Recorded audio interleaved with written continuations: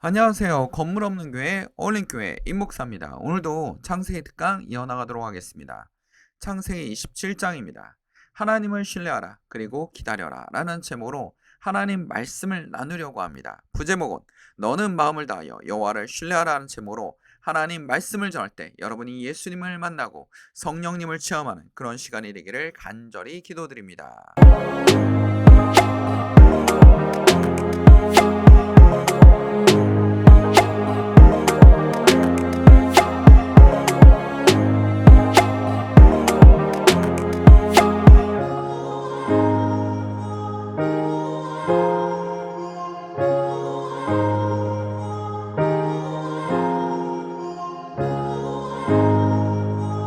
하나님을 신뢰하라. 그리고 내 마음대로 하라.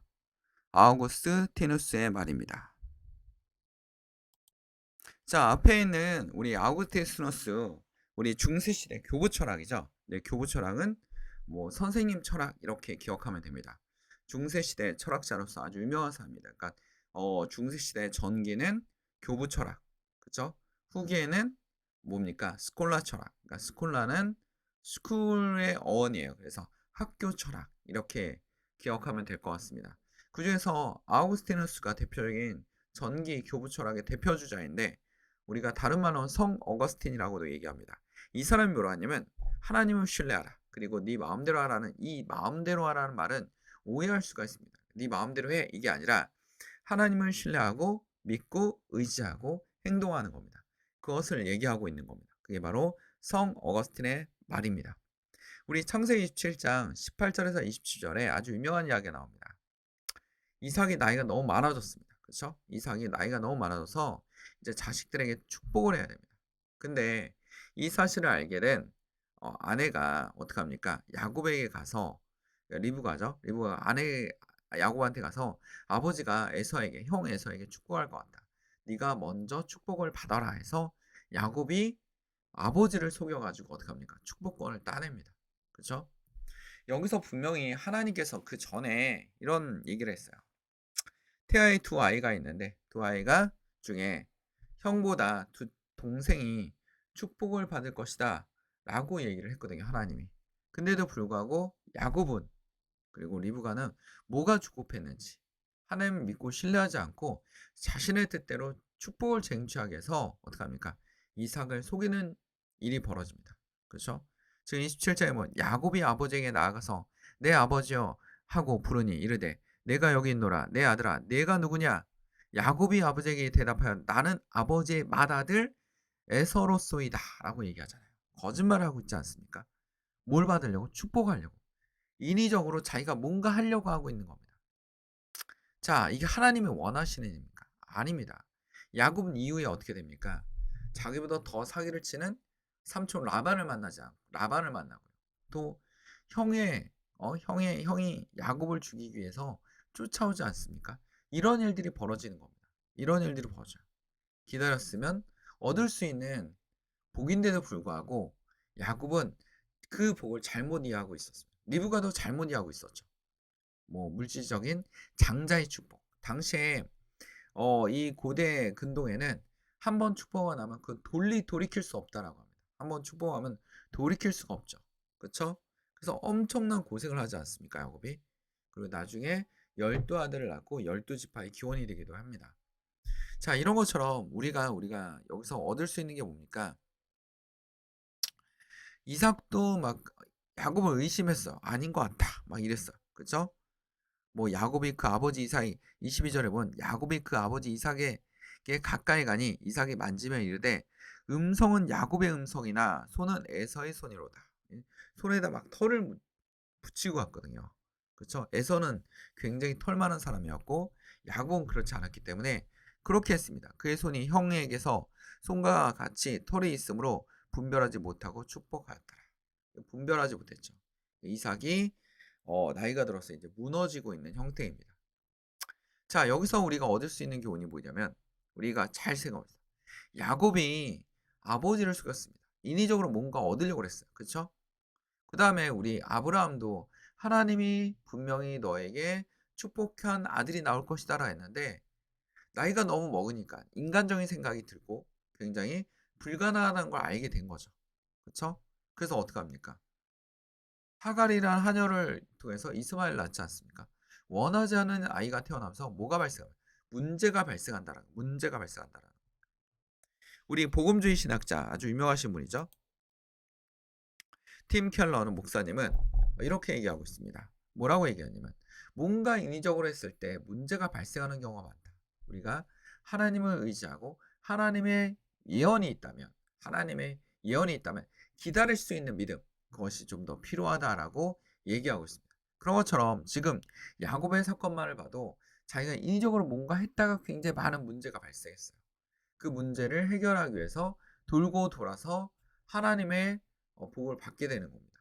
하나님은 뭡니까?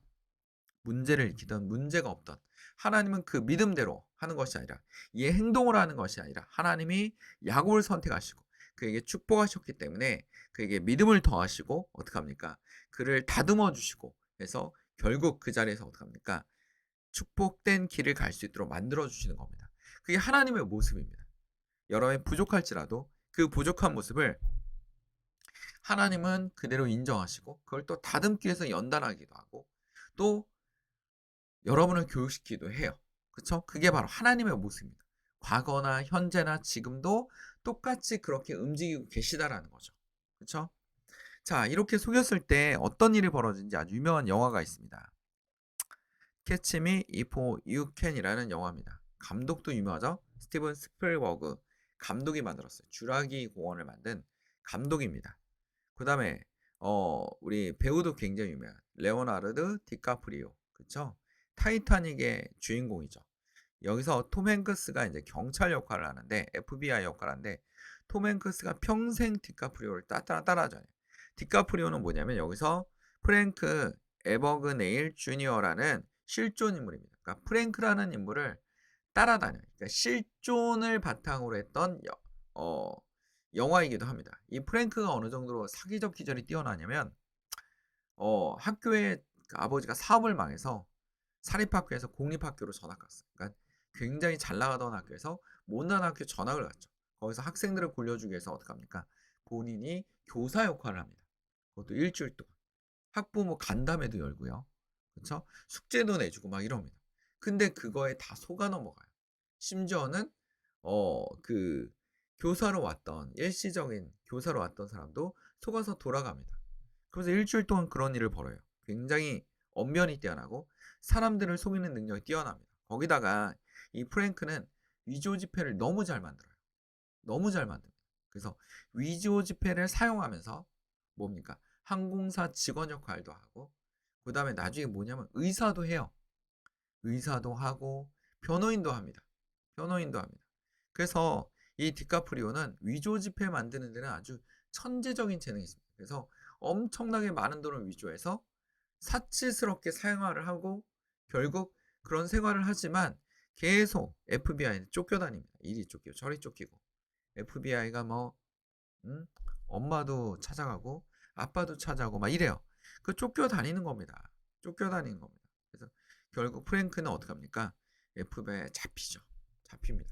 원래는 프랑스에서 잡혔는데 거의 그 사람 취급을 안 해서 죽을 뻔했어요. 근데 FBI에서 이렇게 사람을 다루면 안 된다라고 해가지고 미국으로 옮겨서 치료받게 하고 나중에 어떻게 합니까?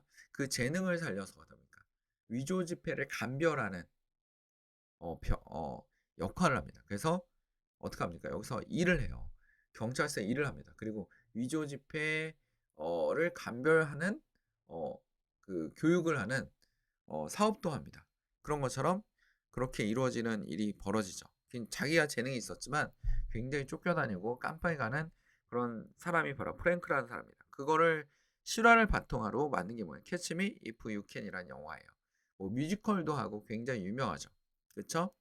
그런 것처럼 우리의 삶 속에서 뭔가 인위적으로 이루기 위해서 우리가 남을 속인 적이 있는지 아니면 굉장히 해코지를 한 적이 있는지 아니면 우리가 부정적인 방법으로 돈을 벌기 위해서 애쓰는지 우리는 이거에 대해서 우리가 하나님께 참여하고 회개해야 됩니다. 하나님께 기도해 보십시오. 제가 바르게 생활하고 하나님께 부끄럽지 않게 그러니까 우리는 하나님의 눈치를 보는 겁니다. 하나님의 눈치를 보는 거지 사람의 눈치를 보는 게 아닙니다. 하나님께 부끄럽지 않게 생활하는 방법이 있을까요? 라는 겁니다. 뭔가 인위적으로 했을 때 문제가 발생한다고 얘기한 동양 철학주 있죠. 누굽니까? 노자 아닙니까? 그 춘추전국 시대 때 사람들이 굉장히 혼란스러웠어요. 혼란스러웠어요.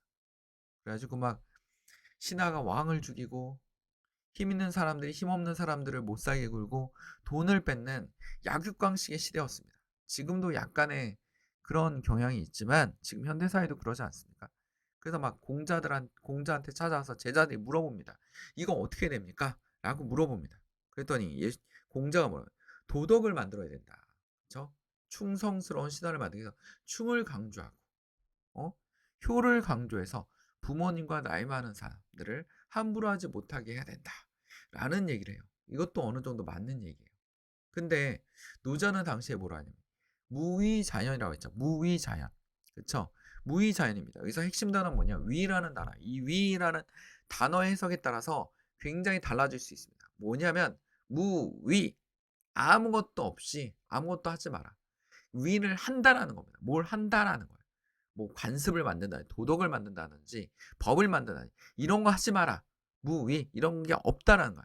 자연 수단대로 그대로 돌아간다면 세상에는 굉장히 이런 일들이 없어질 것이다라고 얘기를 했어요.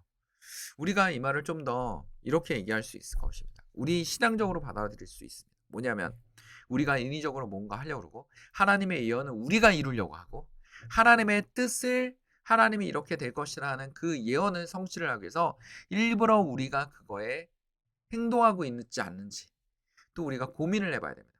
하나님께서 분명히 자식을 주는데 아브라함처럼 인위적으로 뭐 합니까? 하녀를 아내로 맞이해서 이스마엘을 낳는 이런 일이 벌어지지 않게 오늘 또 야곱도 기다렸으면 축복을 받는데 인위적으로 아빠와 형을 속여가지고 아빠를 속여서 어, 저기 그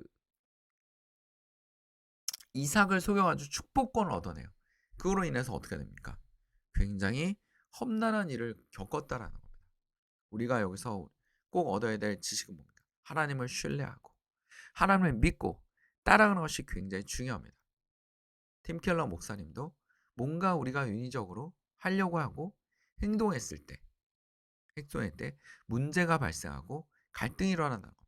우리가 무엇을 하기 전에 하나님께 기도하는 그런 마음이 굉장히 필요합니다. 우리 성경책에도 이런 말이 있습니다. 잠언서에 보면 너는 마음을 다해 여호와를 신뢰하고 내 명철을 의지하지 말라. 너는 범사의 그를 인정하라. 그리하면 내 길을 지도하시리라. 라고 잠언에도 기록이 남아 있습니다. 성경 저자가 이런 얘기를 괜히 한 것이 아닙니다. 하나님을 신뢰하고 하나님을 두려워하고 하나님을 따라갈 수 있는 주의 성도들이 되기를 간절히 기도드립니다. 이 말을 다시 한번 기억합시다. 너는 마음을 다하여 여호와를 신뢰하고 내 명철을 의지하지 말라. 너는 범사에 그를 인정하라. 그리하면 내 길을 지도하시리라. 이 말씀을 꼭 기억합시다. 기도하겠습니다. 사랑하는 주마신의 아버지, 오늘도 주의 말씀을 통해서 우리 마음속에 주님을 영접하게 하시고 주님을 좀 더 알아가게 하시고 하나님을 따라갈 수 있는 하나님을 두려워하는 주의 성도들이 되게 하여 주시옵소서. 어둠의 영이 떠나가고 질병의 나음을 얻고 예수 그리스도의 믿음으로 따라갈 수 있는 주의 성도들이 되기를 간절히 기도드립니다. 식탁 위에 음식이 떨어지지 않게 하시고 항상 악의 길을 가지 않게 하시고 하나님께 감사하며 살아가는 주의 성도들이 되게 하여 주시옵소서. 우리를 사랑하시는 예수 그리스도 이름으로 간절히 기도드립니다. 아멘. 건물 없는 교회 얼림교회 말씀 창고였습니다. 하나님께 영광의 박수를 올립니다.